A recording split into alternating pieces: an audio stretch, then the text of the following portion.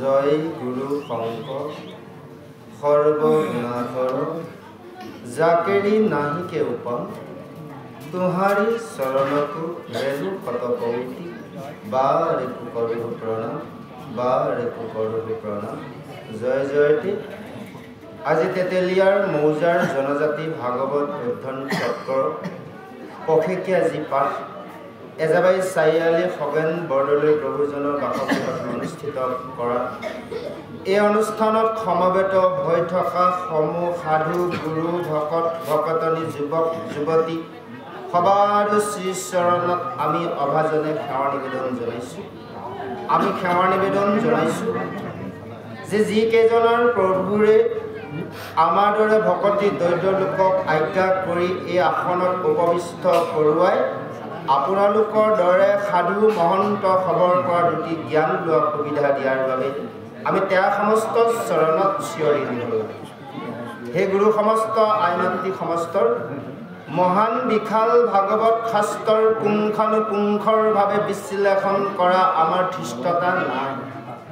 সেই শাস্ত্ৰত উল্লেখিত কৰিছে পক্ষীৱে পাশা অনুৰূপে তদনুৰূপ আমিও শাস্ত্ৰ শ্ৰৱণ কীৰ্তনৰ মাধ্যমে সাধুসংগ কৰি যি দুটি জ্ঞান লাভ কৰিব পাৰিছোঁ সেয়ে আজি ভাগৱতৰ তৃতীয় স্কন্ধৰ পদৰ লগত সংগতি ৰাখি আলোচনা কৰিব বিচাৰিছোঁ। এইখিনি কৰিবলৈ যাওঁতে অবাঞ্ছিত ভুলভ্ৰান্তি হ'ব পাৰে, সম্পূৰ্ণ ক্ষমা বিচাৰি এভাগী ঘোষাৰে ক্ষমা লৈছোঁ। কৃষ্ণ কৃষ্ণ শংকৰ গুৰু হৰি এ ৰাম ৰাম ৰাম ৰাম তোমার শরণ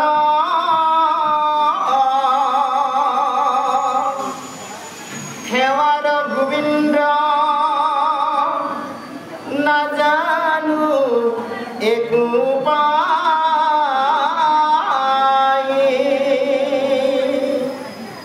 জিমতে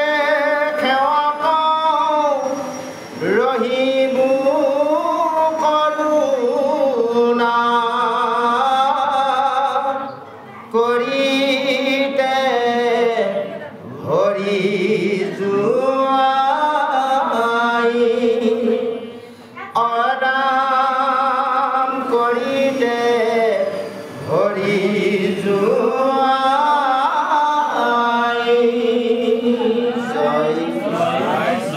হে গুরু সমস্ত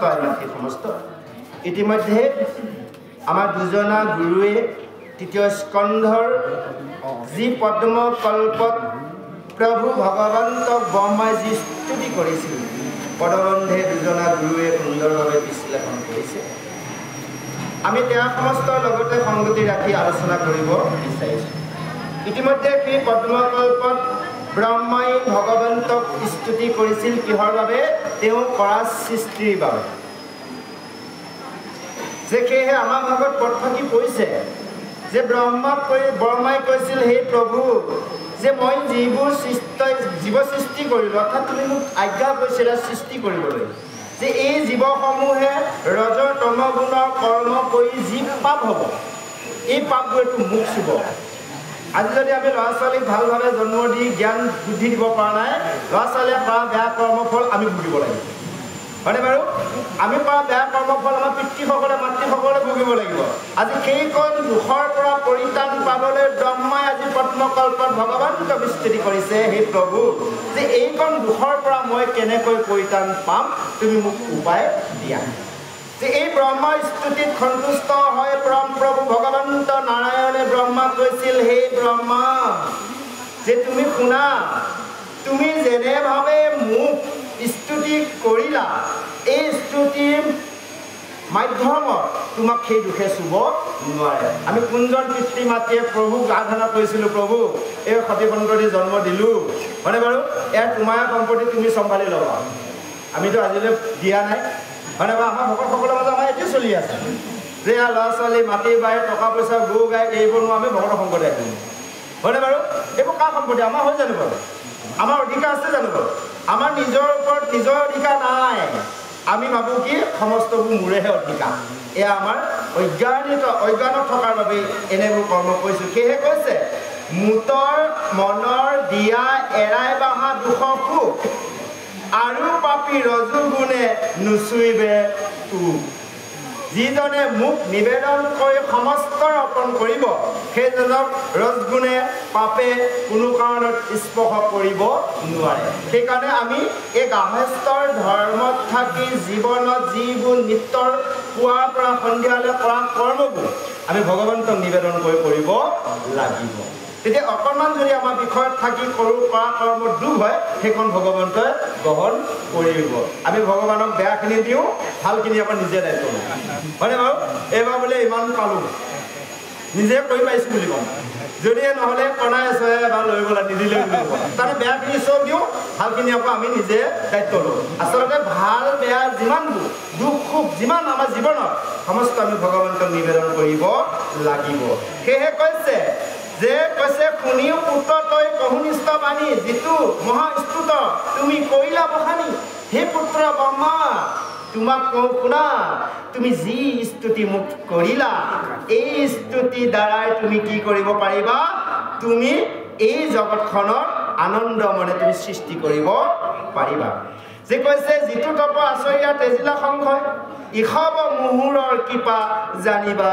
নিশ্চয় যিজনে এই সংশয় এৰি আমিও এৰিব লাগিব বিষয় সংশয়বোৰ এইবোৰ আমি যদি ভগৱানক তেনেকৈ স্তুতি কৰিব পাৰোঁ তেনেহ'লে আমাক সেইকণ দুখে চুব নোৱাৰে আমি ভগৱানক নিদিওঁ নিজে দায়িত্ব ল'বৰ কাৰণে আমি পাপহে কৰি আছোঁ সেইকাৰণে চাব আমি ৰাতিপুৱা শুই উঠাৰ পৰা প্ৰতিজনে এই বিষয় সংখ্যাত থাকি ৰাতি নিদ্ৰাৰ সময়লৈ শয্যাগত সময়লৈ কেৱল আমি সুখ পাবলৈ কৰ্ম কৰিছোঁ হয়নে বাৰু আপোনালোকে যদি এখন লিষ্ট কৰে চাবচোন বাৰু আমিও চাইছোঁ জীৱনত কৰি দেই প্ৰভু যে যিমান সুখ পাব লাগে আমি সিমান সুখ পোৱা নাই কিন্তু 100 ধৰি ল'লে আমাৰ দিনটোত 12 ঘণ্টা কৰ্ম কৰোঁ আমি 12 ঘণ্টাত আমি ৰেষ্ট কৰোঁ যে এই 12 ঘণ্টা যদি আমি হিচাপ কৰোঁ 12 ঘণ্টাটো যদি আমি সুখ আৰু দুখৰ লিষ্ট এখন বনাওঁ তেনেহ'লে চাব 100% ভিতৰত কোনোবাই 5 কোনোবাই 10 অতি বেছি মেক্সিমাম পোৱাজনে পাইছে 15% সুখ পাইছে তাৰ ওপৰত কিন্তু 85 দুখ 90 দুখ 95 দুখে পাই আছোঁ মানে বিষয় কৰা কৰ্মবোৰতো কিমান দুৰ্ভাগৰ দেহটো কষ্ট কৰ্মখিনি কৰি যিটো ফল পাব লাগে তাকো নাপালোঁ সেয়াও দুখ হয়নে বাৰু দুখেই দুখ সেইকাৰণে কি হৈছে এই সমস্তক আমি ভগৱন্তক নিবেদন কৰি কৰ্ম কৰিব লাগিব যিকণ সময় আমি ঈশ্বৰৰ নাম ল'লোঁ যিকণ সময় আমি সাধু সংগ কৰিলোঁ এইকণ সুখেহে আমাৰ পৰম সুখ সেইকাৰণে কৈছে স্বৰ্গত যিমান সুখ আছে এই সমস্ত সুখৰ ওপৰত কেৱল আজি যে সাধু সংগ কৰিলোঁ এই বৰদলৈ প্ৰভুজনৰ গৃহত ইয়াত অকণমান সমানো সুখ বোলে স্বৰ্গত নাই সেইকাৰণে এয়া হৈছে আটাইতকৈ ডাঙৰ সুখ আজি ব্ৰহ্মক কোৱা চলে প্ৰভু ভগৱন্তৰ নাৰায়ণে আমাক সমস্তক বুজাই দিছে যে তুমি আজি যি স্তুতি কৰিলা যেনেভাৱে মোক নিবেদন কৰি কৰ্ম কৰিলা এনেভাৱে যিসকলে মোক স্তুতি কৰিব নিবেদন কৰিব তেওঁলোকক অকণমান ভক্তিতে স্তুতে মই প্ৰসন্ন হয় তেয়া সমস্তক কৃপা কৰোঁ চব আমাক নকৰিবনে নিশ্চয় কৰিব আজি এই ব্ৰহ্মাই স্তুতি কৰা দেখালে আমাৰ সমস্ত যে ব্ৰহ্মাই কৰা স্তুতি আমি কৰিব লাগিব কাৰণ কাৰ সৃষ্টি আমি ব্ৰহ্মাৰ সৃষ্টি ব্ৰহ্মাৰ সৃষ্টিৰ সৃষ্টি যে সেইজন যদি পিতামহয়ো আজি শৰণাগত হয় ভগৱন্তক আৰাধনা কৰিছে আমি কিয় নকৰিম আমিও কৰিব লাগিব সেই গুৰু সমস্ত মাতৃ সমস্ত আহক ইয়াৰ পিছত আৰু সুন্দৰ পদে আজি ব্ৰহ্মা স্তুতি শেষলৈ লাহে লাহে আগবাঢ়িছে আহক আমি শ্ৰৱণ কৰোঁ জয়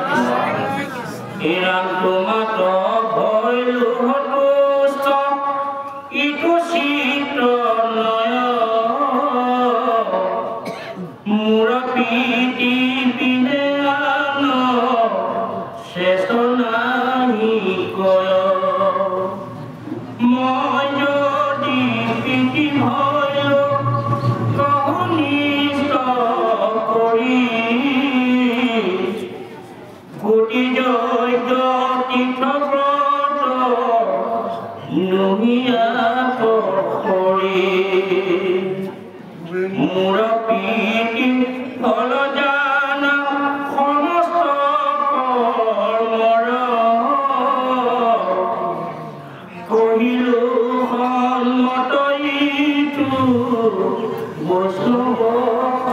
বৰ ইয়াত মই সমস্তৰে আত্মকৃপাময়ী মোৰ সম্পৰ্কে প্ৰিয় ভাইজা পুত্ৰ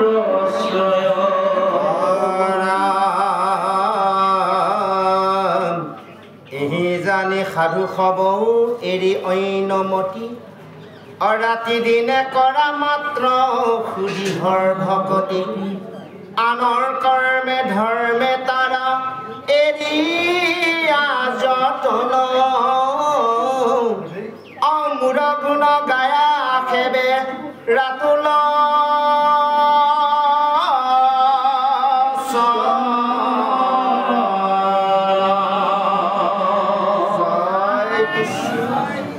আজি ব্ৰহ্ম পদ্মকল্পত পৰম প্ৰভু ভগৱন্তই কৈছে যে তুমি যি গুণ বখনাই মোক তুমি প্ৰীতি ভাৱে তুমি স্তুতি কৰিলা যে এই সমস্তত মই তোমাৰ স্তুতিত প্ৰসন্ন হৈছোঁ আৰু তুমি জানি ল'বা যেতিয়া মই সন্তুষ্টৰ হওঁ সমস্ত জগতেই সন্তুষ্ট হয় তুমি নিশ্চিতভাৱে জানিবা সেইকাৰণে কৈছে লক্ষ্মীপতি ভগৱন্ত প্ৰসন্ন ভৈলে দুৰ্লভ কিছু নাই যেতিয়া সেইজন ভগৱন্ত সন্তুষ্ট এই পৃথিৱীত আৰু সন্তুষ্ট কাকো কৰিব নালাগে আমি এতিয়া 10 জনক সন্তুষ্ট কৰাব বিচাৰোঁ আপোনালোকে চাব এটা দেখিছে যে এজন মানুহে হাজাৰ হাজাৰ মানুহক সংস্থাপন দি মেনেজ কৰি ৰাখে কিন্তু কেতিয়াবা নিজক কিন্তু সেইখিনি দমন কৰিব নোৱাৰে হাজাৰজনক দমন কৰে ধৰি লওক এটা ইণ্ডাষ্ট্ৰী 1000 কৰ্মচাৰী আছে এজনে চলাই আছে তেওঁ দৰমহা দি কিমানটা পৰিয়াল চলাই আছে কিন্তু তেওঁ নিজক চলাব নোৱাৰা হৈ যায় নিজক দমন কৰিব নোৱাৰে তাৰ অৰ্থ হৈছে কি মন যে এই মনটো এনেকুৱা মনক কেতিয়াও আমি বিশ্বাস কৰিব নালাগে মনে এনেকুৱা এটা মানে মন ইমান দুৰ্জন সি যিমানে নহওক আমি যিমানে মনৰ পৰা আঁতৰি চলিব নিবিচাৰোঁ মনে কিন্তু অকণমান অসুবিধা দিয়ে তাক বিশ্বাস কৰিব নালাগে যে যেনেকৈ আমি কিছু মানুহক বিশ্বাস কৰিব নোৱাৰোঁ বোলে এজনক বিশ্বাস কৰিব নোৱাৰি ই কি কৰিব ঠিক নাই তদনু এই মনটোক আমি কিন্তু ইমান বিশ্বাসত ল'ব নালাগে সেয়ে কৈছে যে আজি চাওক সমস্তজনে তুষ্ট হ'ব যদি মই তুষ্ট হওঁ কৈছে তোমাতো ভৈলুহু তুষ্ট ইটো চিত্ত নহয় মূৰ প্ৰীতি বিনে আন শ্ৰেষ্ঠ নাহি কয় যে মোক যিজনে প্ৰীতিভাৱে শ্ৰদ্ধাভাৱে প্ৰেম কৰিব পাৰে তে সেইজনৰ সেই প্ৰেমৰ বাহিৰে অইনক একো কৰিব নোৱাৰে যদি ভগৱন্তক আমি প্ৰেম কৰিব পাৰোঁ সমস্তজনকে পাৰিম ভগৱন্তকে আমি ভাল নাপাওঁ আনক কেনেকৈ ভাল পাওঁ হয়নে বাৰু ভগৱন্তৰ প্ৰতি আমাৰ বিশ্বাস নাই আনক কেনেকৈ বিশ্বাস কৰিম আটাইতকৈ ডাঙৰ হৈছে আমাৰ নিজৰ ওপৰতে নিজৰ বিশ্বাস ইয়াৰ অৰ্থ হৈছে আমাৰ ভগৱানৰ প্ৰতি বিশ্বাস নাই যদি আমাৰ নিজৰ ওপৰত যদি বিশ্বাস থাকে তেতিয়াহ'লে আমাৰ ভগৱন্তৰ ওপৰত বিশ্বাস থাকিব কাৰণ নিজৰ ওপৰত বিশ্বাস কিয় নিজৰ লগত কোন আছে ঈশ্বৰ আছে আত্মাৰূপে সেইজনৰ ওপৰত যদি বিশ্বাস থাকে তেতিয়াহ'লে সমস্তজনৰ ওপৰত আমি বিশ্বাস কৰি ল'ব পাৰিম সেইকাৰণে কৈছে কুটি আমি যজ্ঞ কৰিব পাৰোঁ তীৰ্থৰ স্নান কৰিব পাৰোঁ ব্ৰত পালন কৰিব পাৰোঁ তথাপিতো ভগৱন্তক প্ৰীতিভাৱে শ্ৰদ্ধাৰভাৱে প্ৰেমভাৱে অকণমান সময় কৰা সেৱাৰ সমান হ'ব নোৱাৰে কাৰণ ব্ৰত পালন কৰাটো ইমান সহজ কথা নহয় যজ্ঞ কৰাটো ইমান সহজ নহয় মানে তীৰ্থ স্নান কৰিব যোৱাটো সকলোভাৱে সম্ভৱ নহয় তাতোকৈ ডাঙৰ হৈছে কি গৃহতে থাকি গাহস্থ ধৰ্মতে থাকি শ্ৰদ্ধা আৰু প্ৰেমভাৱে অকণমান যদি ভগৱন্তক স্তুতি কৰা যায় সেৱা অৰ্পণ কৰা যায় সেয়াতে কৈছে লক্ষ্মীপতি ভগৱন্ত প্ৰসন্ন হয় সেইগুলো সমস্ত মাতৃ সমস্ত সেইকাৰণে কৈছে মোৰ প্ৰীতি ফল সমস্ত কৰ্মফল যে ভগৱন্ত যদি সন্তুষ্ট হয় সমস্ত কৰ্ম আমাৰ বোলে সুফল পাম সেইকাৰণে আমি কৰা কৰ্মবোৰ আমাৰ বিফলতা হয় সফলতা নহয় তাৰমানে ঈশ্বৰক আমি নিবেদন কৰি কৰ্ম নকৰোঁ ঈশ্বৰক যদি নিবেদন কৰি কৰ্ম কৰোঁ সেইখন কৰ্ম আমাক ফলিয়াবই আমি ঈশ্বৰক নিবেদন নকৰোঁ কেতিয়াবা কৰোঁ কেতিয়াবা আকৌ ঈশ্বৰক বিশ্বাসটো আমি হেৰুৱাই দিওঁ সেইকাৰণে কৈছে জাতো মই সমস্তই আত্মকৃপাময় মোৰ সম্পৰ্কে প্ৰিয় ভাইজা পুত্ৰ ছয় যে যিজনে মই সকলোৱে আত্মাৰূপে কৃপা কৰি আছোঁ হৃদয়ত থাকি এই যেনেকৈ আমি পুত্ৰ ভাইজাক যিমান মৰম চেনেহ কৰোঁ দেই গুৰু সমাজ এই পদফাঁকিত কৈছে তেনেকৈ আমি ভগৱন্তক বোলে সেইখন মৰম কৰিব লাগে আমি কৈছোঁনে বাৰু ল'ৰা ছোৱালীৰ প্ৰতি নিজৰ সা সম্পত্তিৰ প্ৰতি কিমান মৰম চেনেহ অত কিবা এটা বস্তু বাহিৰত পৰি থাকিলে বোলে ৰাতি হ'লেও বৰষুণ পোৱাৰ লগে এই বাহিৰত ধানকেইটা থাকিলে নহয় তোমাৰ ভিতৰত পাওঁ ইমান যত্ন ইমান মৰম ইমান চিনেহ কৈছে সেইকণ যদি মৰম চিনে পুত্ৰ ভাইজাক কৰাৰ দৰে মোক যদি কৰে হয়নে বাৰু কওকচোন বাৰু হয়নে বাৰু যে আমি পুত্ৰ ভাইজাক ঐশ্বৰ্য বিভূতিক মৰম চিনেহ কৰিব লাগিব যে যিকণ সময় আমি সাধু সংগত ভগৱন্তৰ গুণৰ নাম শ্ৰৱণ কীৰ্তন কৰোঁ বা গুৰু সেৱা কৰা যায় সেইকণ সময় কিন্তু ভাজ্য পুত্ৰ কৰাৰ দৰে মৰম চিনেহে কিন্তু সেই কৰ্মকণ কৰিব লাগিব এই কথাখিনি আজি পৰম প্ৰভু ভগৱন্তই ব্ৰহ্মক কোৱা চলে আমাক সমস্ত বুজাই দিছে এই কথাখিনিকে জানি যিসকল মোৰ একান্ত সাধু অন্যৰ প্ৰতি মতি মনটো এৰি কেৱল ৰাতি দিনে দৃঢ়ভাৱে সেইসকলে মোক ভক্তি কৰে কৈছে আন কৰ্মে ধৰ্মে তাৰা এৰিয়া যতন অন্য কৰ্ম ধৰ্মৰ প্ৰতি যত্নটো মানে শ্ৰদ্ধাটো কমাই দি কেৱল মোৰ গুণ গান আৰু মোৰ ৰাতুল চৰণকহে সেই একান্ত ভক্তসকলে সদায় ৰমন বা ৰতি বা মতি কৰে আজি সুন্দৰভাৱে বুজাই দিছে আহক ইয়াৰ পিছত আৰু সুন্দৰ পদে আগবাঢ়িছে প্ৰভুজন কণ্ঠে আমি শ্ৰৱণ জয় কৃষ্ণ এৰামতে উপজয় প্ৰেম আনন্দ নিলয় আইজা পুত্ৰ দেহ গেহ সবে পায়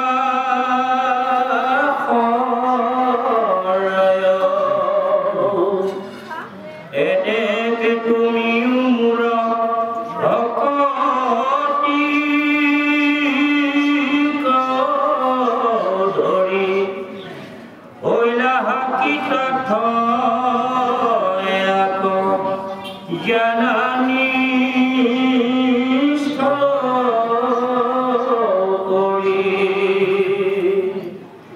তথাপি তোমাৰ পিতি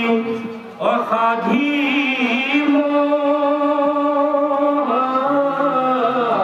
মতি পূৰ্বৱতে সৃষ্টি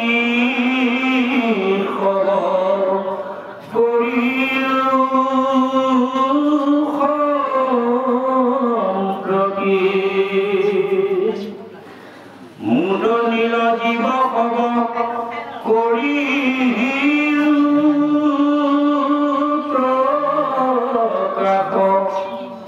তাত পূৰ্ব ধৰি আশ্ৰয়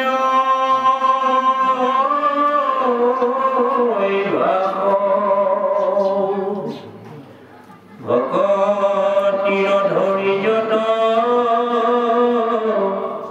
কৰা কৰ্মশ্ৰয়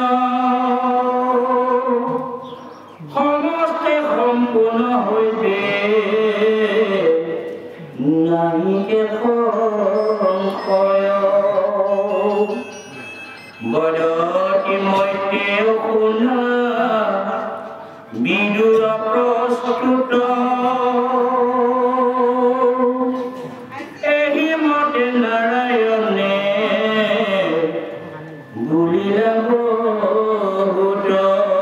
পৰম আনন্দে ব্ৰহ্ম চাহিয়া আসন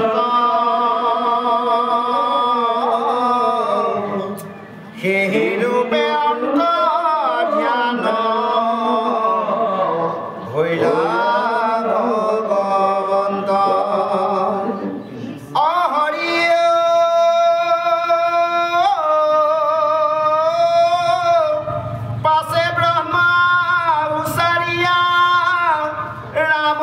কৃষ্ণ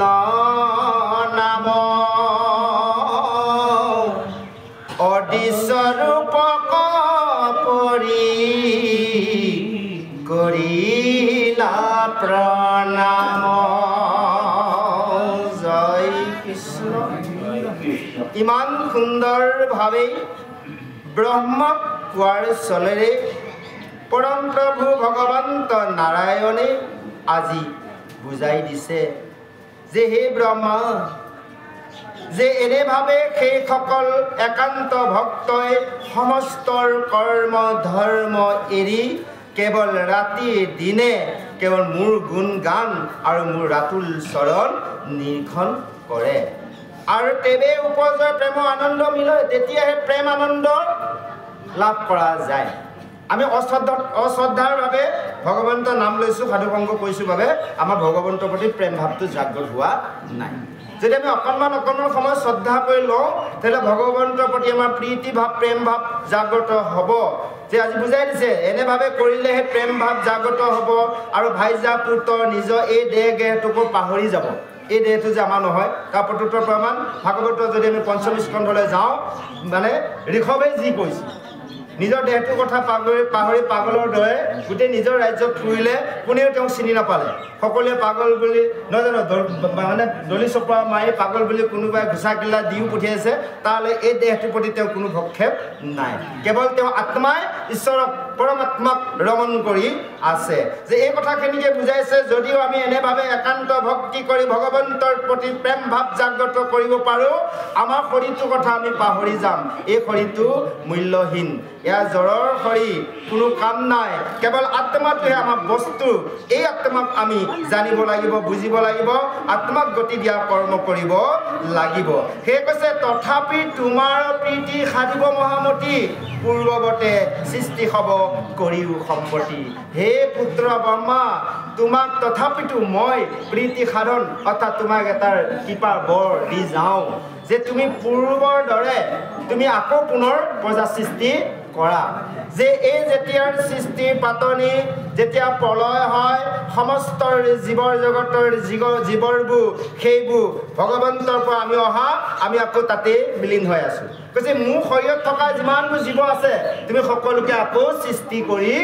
দিয়া এই অভ্যাসখন তোমাৰ পূৰ্বতে কৰা আছে তুমি যে জীৱ সৃষ্টি কৰাটো গতিকে মোৰ দেহত বিলীন হৈ থকা জীৱসমূহ তুমি পূৰ্বৰ দৰে কি কৰি দিয়া সৃষ্টি কৰি দিয়া যদি ভক্তিভাৱে যি কৰ্ম কৰিবা সকলো কৰ্ম সম্পূৰ্ণ হ'ব ইয়াত কোনো সংশয় কৰিব লগা নাই আমাক বুজাই দিম আমি ঈশ্বৰৰ প্ৰতি শ্ৰদ্ধা ঈশ্বৰক নিবেদন কৰি কৰ্ম নকৰোঁ কাৰণে এইবাৰ বোলে ধানখিনি কি হ'ল এই বৰ ধুনীয়া হ'ল গোটেই গান্ধীয়ে চুই দিলে তাৰমানে ঈশ্বৰক আমি বিশ্বাস কৰি এৰি দিয়া নাই নিজে নিজে লৈ আছোঁ দায়িত্ব হয়নে বাৰু তদনো বোলে ধুনীয়াকৈ ব্যৱসায়টো খুলিলোঁ ধুনীয়াকৈ চলিলে ব্যৱসায়টো দুটামান টকা লাগিব পাৰে গৌৰৱ বাঢ়ি গ'ল ঈশ্বৰক পাহৰি গ'লে ব্যৱসায় ফুলক দোকান বোলে বন্ধ হৈ গ'ল হয়নে বাৰু তদনো সেইকাৰণে কৈছে যে মোক নিবেদন কৰি যিয়ে কৰ্ম কৰিব সেই কৰ্ম সম্পূৰ্ণ হ'ব ইয়াত তুমি কোনো সংশয় আনিব লগা নাই এই কথাখিনিকে হৰিদ্বাৰত মত্যে মুনিয়ে নিজাৰ আশ্ৰমত বিদুৰক কৈছে হে বিদুৰ এনেভাৱে কয় সেইজন পৰম প্ৰভু ভগৱন্তই পদ্মকল্পত অন্তৰ্ধান হৈ গ'ল আৰু সেই ভগৱন্তই অন্তৰ্ধান হৈ যোৱাৰ দিশ নিৰীক্ষণ কৰি ব্ৰহ্মাই পুনৰ উচ্চ স্বৰে ৰাম কৃষ্ণ নাম উচ্চাৰণ কৰিছে আৰু তেওঁ অদৃশ্য ৰূপক পৰি প্ৰণাম জনাইছে যে আমিও সেই অদৃশ্য ৰূপক আমি প্ৰণাম জনাব লাগিব আমি কোনজনেনো ভগৱন্তক আমি সেই দৃশ্য ৰূপটো দেখিছোঁ নাই দেখা আজি ব্ৰহ্মাই দেখিলে আমিতো দেখা নাই যে ভগৱন্তৰ এই অদৃশ্য অন্তৰ্ধান হৈ যোৱা অদৃশ্য ৰূপক স্মৰণ দৰ্শন কৰি নিৰীক্ষণ কৰি আজি ব্ৰহ্মাই স্তুতি কৰিছে আমিও সেইজন অদৃশ্য ব্ৰহ্মক যদি আমি স্মৰণ বা স্তুতি কৰি থাকোঁ এদিন কিন্তু সেইজন আমাৰ দৃশ্য হৈ সন্মুখত প্ৰকাশ হ'ব আহক ইয়াৰ পিছত সেই যে দশৰবিধ সৃষ্টি বিৱৰণ দিয়া আছে যি 10 প্ৰকাৰৰ সৃষ্টি আহক ইয়াৰ পিছৰ পদত সুন্দৰভাৱে খুব গুৰুদেৱে পৰীক্ষিতক গংগা তীৰত কোৱা চলে আমাৰ সমস্তক ক'বলৈ আগবাঢ়িছে আহক আমি শ্ৰৱণ কৰোঁ জয় কৃষ্ণ তেৰাম নিগদতি ফুক শুনা পৰীক্ষিতৰাই আকাশে যেন বুলি নন্দ বিদুৰে নাই বিদুৰ পদতি গুৰু কৈও কৃপা কৰি অজেবে তৈতে অন্তৰ্ধান হৈলানে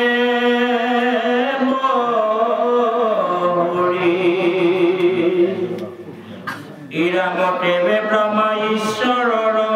অধৰিয়া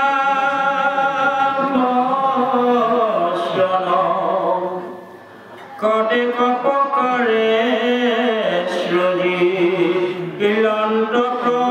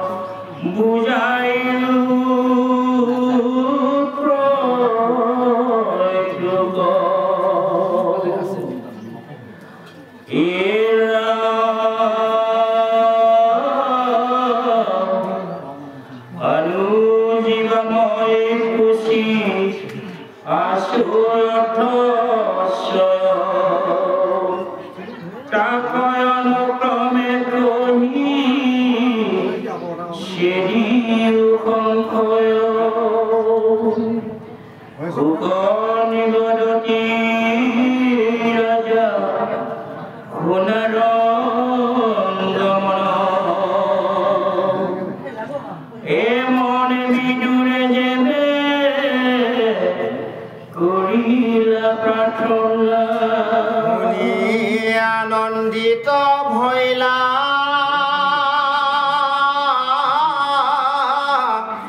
কুশাৰ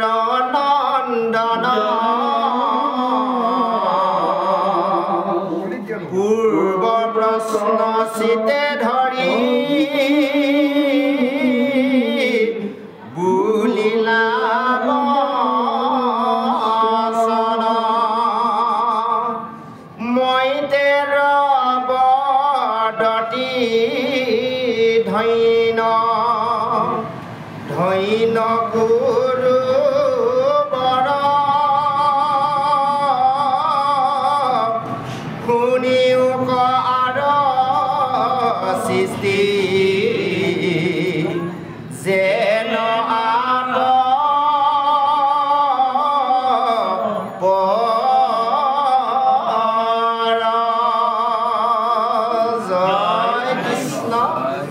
এতিয়া এই 10বিধ সৃষ্টি বিৱৰণ মানে 10 প্ৰকাৰৰ জীৱসমূহ সৃষ্টি হৈছে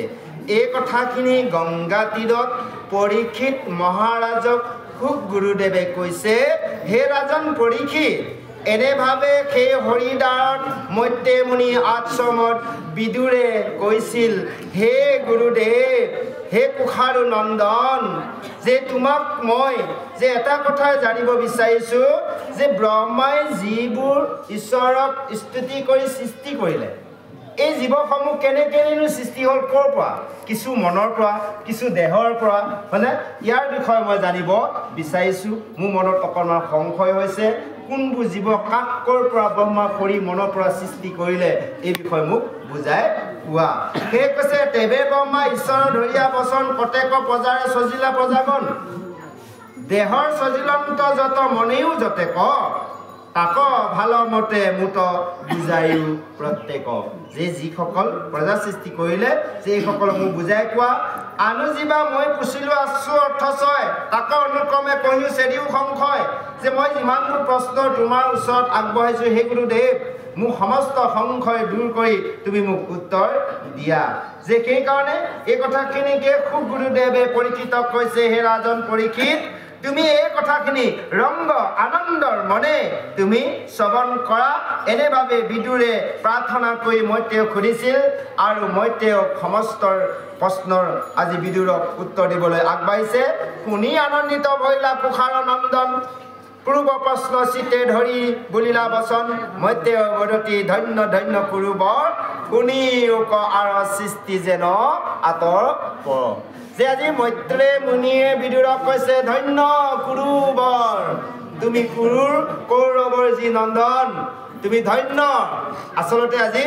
আপোনালোক সমস্তও ধন্য কাৰণ কিয় আপোনালোকে যদি নুশুনিলেহেঁতেন আমিনো গাই থাকিব পাৰোঁনে বাৰু কাক শুনাম বাৰু নহয় জানো বাৰু গতিকে আজি এই শুনোতাসকলক সমস্তজনকে ধন্যবাদ দিছে কোনে দিছে মৈত্ৰে মুনিয়ে দিছে বিদুৰক কোৱা চলে যিসকলে একান্তৰভাৱে এয়া আজি ব্ৰহ্মা আৰু ভগৱন্তৰ যি স্তুতিত ব্ৰহ্মা সৃষ্টি পাতনি শ্ৰৱণ কৰিব সেইসকলক কৈছে ধন্য ধন্য নৰৰ তনু আহক ইয়াৰ পিছত এনেভাৱে মৈত্ৰে মুনিয়ে বিদুৰক উত্তৰ দিবলৈ আগবাঢ়িছে কি উত্তৰ প্ৰদান কৰে কেনেভাৱে 10বিধ সৃষ্টি কৰিলে পিছৰ পদত দিয়া আছে আহক আমি শ্ৰৱণ জয় কৃষ্ণ পাশে প্ৰজাপতি ধৰি প্ৰভুৰ আদেশ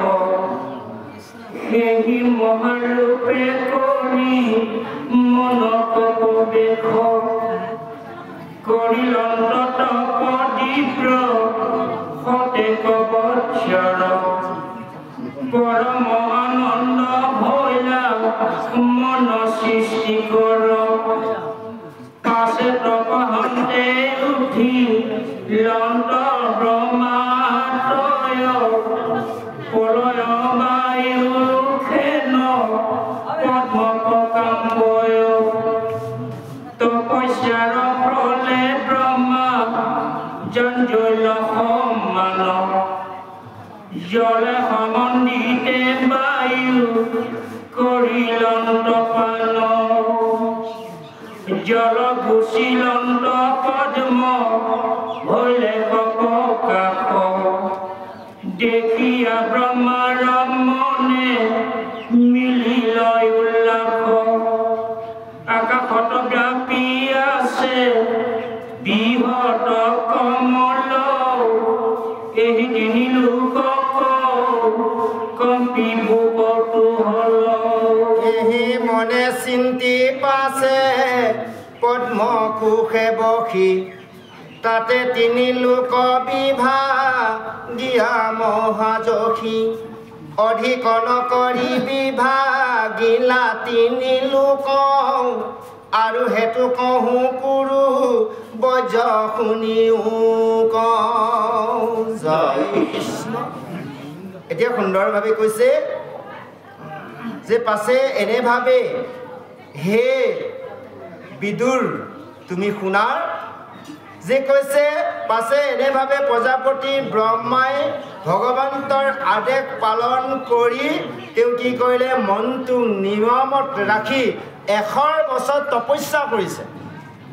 যে ব্ৰহ্মাই সৃষ্টি কৰাৰ আগত 100 বছৰ তপস্যা কৰিছে সেইকাৰণে আমি সমস্ত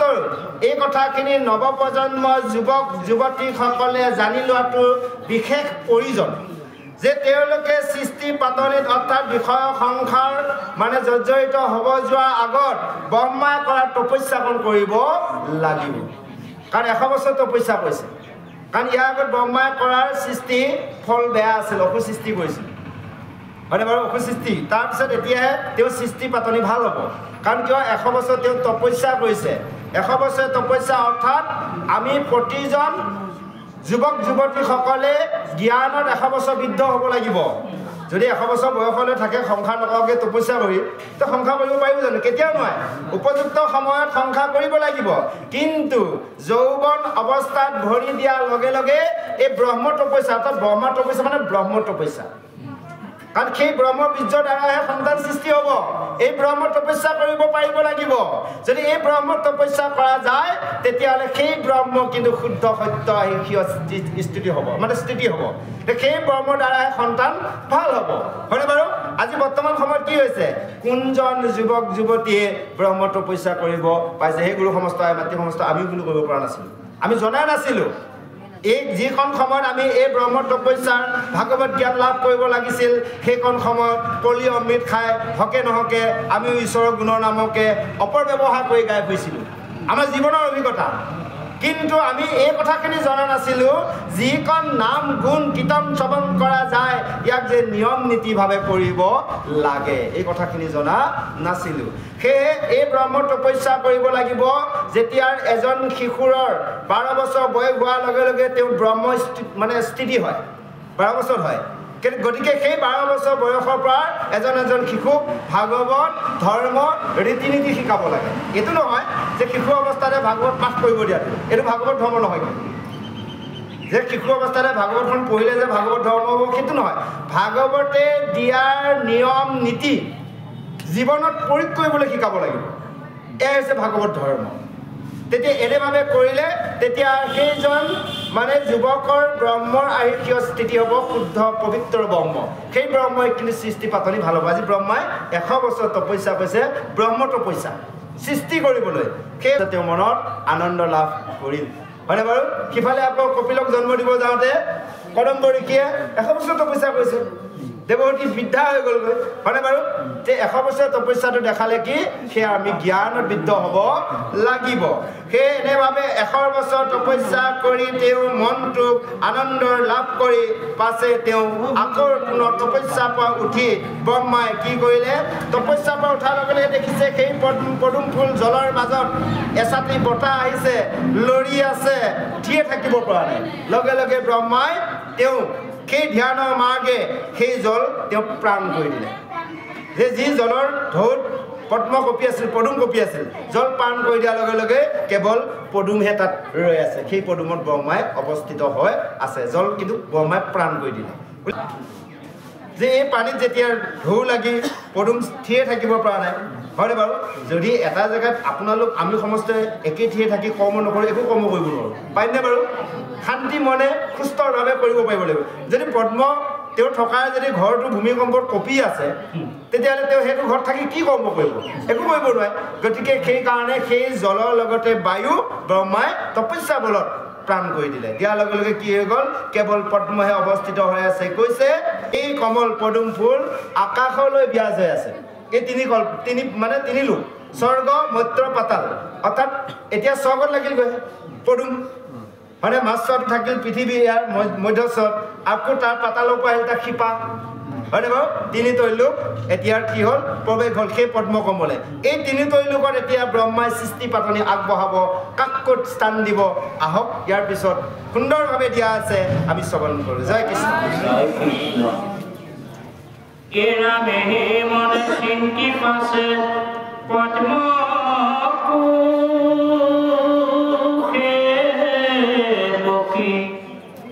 তাতে তিনি লোকৰ বিভাগ গিলাম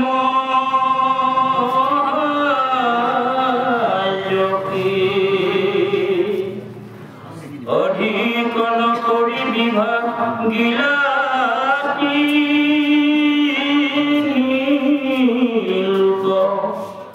আৰু সেইটো কহো বৈজকো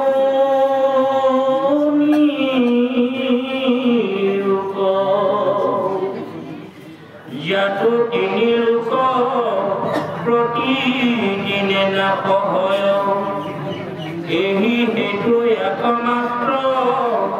সজি বেলা গয় ইহানয়ো পৰে যিটো লোক চাৰি প্ৰাণ ব্ৰহ্মাৰ বয়স মানে থাকে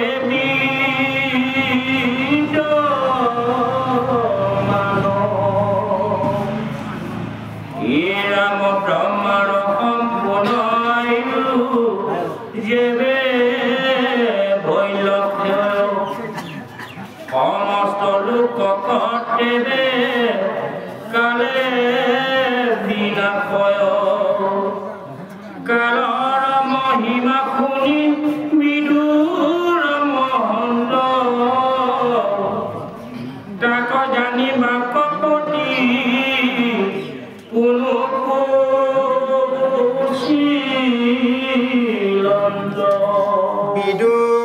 বিদুৰবদতি বাপ কিবা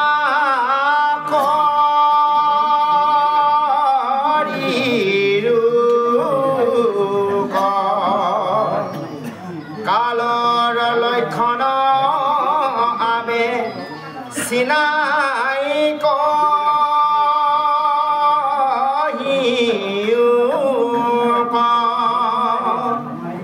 কিবা চুল সূক্ষ্ম ৰূপ কৈও ভাল কৰি পৰম আনন্দে মই শুনো কণ ভৰি মই তেৰবদতি শুনা ব্যাসৰ নন্দন কালৰ লক্ষণ কহো শুনা এক মন মায়া সংক্ষেপি কহিবু ৰাম ৰাম পাঞ্চ অধ্যায়ত প্ৰপন চিয়ানি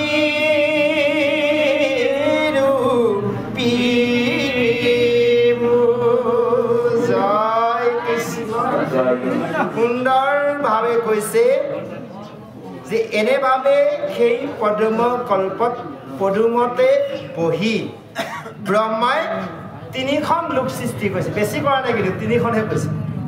কি কৈছে স্বৰ্গ মৰ্ত্য পাতাল যে এই তিনি লোকৰ সৃষ্টি কিয় কৰিলে ব্ৰহ্মাই বেছি কৰিব পাৰিলে যে তিনি লোক কৰা নাই কাৰণ তিনিখন লোকত তিনিটা গুণৰ বাবে কৈছে সতৰাজতম আকৌ কৈছে এই তিনিখন লোক যাতে প্ৰতিদিনাখনে ধ্বংস হয় যে ব্ৰহ্মাৰ এটা দিনৰ কাৰ্যৰ ৰাতিপুৱা আৰম্ভ কৰি দিলে ৰাতিলৈকে ব্ৰহ্মা যেতিয়া সজ্জাগত হ'ব এখন লোক ধ্বংস হৈ যাব এতিয়া ব্ৰহ্মাৰ দিন চলি আছে অৰ্থাৎ ব্ৰহ্মাৰ দিনৰ আবেলি ভাগলৈ আগবাঢ়িছে বেলি হালিছে এতিয়া কাৰণ কলিযুগ হয়নে বাৰু সত্যৰ এটা দাপৰ কলি 4 যুগত ব্ৰহ্মাৰ এদিন গতিকে এতিয়া বেলি হালিল কলিযুগ হয়নে বাৰু সত্য যুগ আছিলে ব্ৰহ্মা পুৱাৰ বেলি ভাগ তেতাৰ যুগত আহিল 11টা 10টা 11টা বজা সময় তেতাৰ দাপৰৰ ইফাল সিফালত হ'ল একদম পুৰা ধৰক আপোনাৰ 11টাৰ পৰা 2টা বজা সময় এই যে দাপৰৰ শেষত কি গৈ কলি পালেহি অৰ্থাৎ বেলি হালি গ'ল আবেলি হৈ আছে এতিয়া ব্ৰহ্মাৰ এই যেতিয়া ব্ৰহ্মাৰ ৰাতি হ'ব ব্ৰহ্মাৰ সজ্জাগত শয়ন কৰিব তেতিয়াই এই পৃথিৱী প্ৰলয় আৰম্ভ হ'ব এই কথাটো কৈছে যে ব্ৰহ্মাই বেছিকেও সৃষ্টি কৰিব পাৰিলে কেৱল তিনিখন লোক সৃষ্টি কৰিছে বিদুৰ আৰু তোমাক মই কওঁ শুনা যে যি তিনি লোকত প্ৰতিদিনাখনে ব্ৰহ্মাই সৃষ্টি কৰা নাগ হয় এই হেতু আকৌ মাত্ৰ সজিব লাগে সেইকাৰণে আকৌ সৃষ্টি কৰিব লাগে ব্ৰহ্মাই যে সৃষ্টি কৰিছে সংহাৰ হৈছে আকৌ সৃষ্টি কৰিছে আকৌ সংহাৰ কৰিছে নহয় জানিব নতুনকৈ কিবা এটা কৰিলে ৰাতিপুৱা ৰাতিলৈকে বোলে শেষ আকৌ ৰাতিপুৱা হ'লে আকৌ কৰ্মটো আৰম্ভ কৰক আমি কৈ থাকোঁ নিত্যৰ কৰ্মবোৰ যে ৰাতিপুৱা এটা কৰ্ম কৰিলোঁ কৰ্মটো শেষ দিনটোৰ কাৰণে হ'ল আৰু আকৌ পিছদিনা আকৌ নতুনকৈ কিবা এটা আৰম্ভ কৰা যায় তদনুৰূপ ব্ৰহ্মাই মানে প্ৰতিদিনাখনে এয়াৰ 4টা লোক বা কি কয় 4টা যুগ মানে চলি আছে এদিনত এয়া তিনি লোকৰ ওপৰত যি 4খন লোক আছে এই 4খন লোক কেৱল ব্ৰহ্মা আয়ুষৰ লগত গণনা কৰা আছে অৰ্থাৎ ব্ৰহ্মাৰ আয়ুষৰ লগত ব্ৰহ্মা যিমান দিন থাকিব সিমান দিন সেই 4খন লোক থাকিব সেয়ে কৈছে ইহাৰ ওপৰত যি 4খন লোক আছে ব্ৰহ্মা বয়স মানে থাকে বিদ্যমান ব্ৰহ্মাই যেতিয়ালৈ জীয়াই থাকিব ব্ৰহ্মা 100 বছৰ আয়ু 4 যুগে যদি ব্ৰহ্মাৰ এদিন হয় তে এনেভাৱে এদিন দুদিনকৈ মাহৰ পৰা বছৰ চিন্তা কৰি 100 বছৰ যেতিয়া ব্ৰহ্মা পৰমায়ু হ'ব তেতিয়া এই ওপৰৰ 4খন লোক ধ্বংস হ'ব সেই 4 লোক কিন্তু ধ্বংস নহয় আমাৰ লোকসকলে আকৌ সেইখন 4খন লোকতে যোৱা চিন্তা কৰি থাকে হয়নে বাৰু সেইকেইখনো পতন হ'ব তাত থকা সকলো আমি যেনেকৈ মৰিম সেই সকলো মৰিব এয়া 4 লোকৰ চিন্তা কৰিব নালাগিব তাৰ ওপৰত আৰু কিবা আছে যাক কৈ আছে নেকি বৈকুণ্ঠ সেই বৈকুণ্ঠৰ পৰম প্ৰভু ভগৱন্ত য'লৈ গ'লে কোনো কাৰণত বিনাশ হ'ব নোৱাৰে সেই স্থানৰ কথা আমি সদায় দিনে ৰাতিয়ে খাওঁতে শুওঁতে উঠোতে বহুতে ভাবিব লাগিব কৈছে যে সেই ব্ৰহ্মা পৰমায়ু 100 বছৰ হোৱাৰ লগে লগে কালৰ প্ৰভাৱত সেই 4খন লোক ধ্বংস হ'ব এই কথাখিনি শুনাৰ লগে লগে কালৰ কথা শুনি আজি বিদুৰে মত্যে মুনিক কৈছে হে গুৰুদেৱ তুমি যি কালৰ কথা ক'লা কাল মানে সময় ইয়াক তুমি মোক অকণমান বুজাই দিয়া সেই কালৰ কথা কওক আৰু যি চুলৰ দেহ সূক্ষ্মৰ দেহ ইয়াৰ বিষয়ে তুমি ভালদৰে বুজাই দিয়া তোমাৰ পৰা আজি মই কৰ্ণ ভৰি এই কথাখিনি শুনিবৰ ইচ্ছা কৰিছোঁ মত্যে মুনিয়ে ব্যাসৰ পুত্ৰ সেই বিদুৰক কৈছিল যে কালৰ লক্ষণ মই তোমাক কওঁ শুনা কিন্তু তুমি এক মনে শুনিব লাগিব আজি কৈ আছে এক মনে কি বুলি কৈছে মত্যে বদতি শুনা ব্যাস নন্দন কালৰ লক্ষণ কওঁ শুনা এক মন আমাক কৈ আছে যে এই কথাখিনি শুনোতে এক মনে শুনিবা মনটো বেলেগলৈ কেতিয়াও বিচলিত হ'ব নিদিবা ইদানিক কাল মায়া সংক্ষেপে কহিবু পপন পাঞ্চ অধ্যায়ৰ প্ৰপঞ্চিয়া নিৰূপিবু এই অধ্যায়ত কালৰ কথা তোমাক অকণমানহে ক'ম কি পঞ্চম অধ্যায় তোমাক বহলভাৱে বুজাই কোৱা হ'ব আহক এই অধ্যায়ত কালৰ প্ৰভাৱৰ কথা সময়ৰ কথা অকণমানহে উল্লেখিত কৰিব আমি পিছলৈ পামগৈ আহক আমি শ্ৰৱণ কৰোঁ।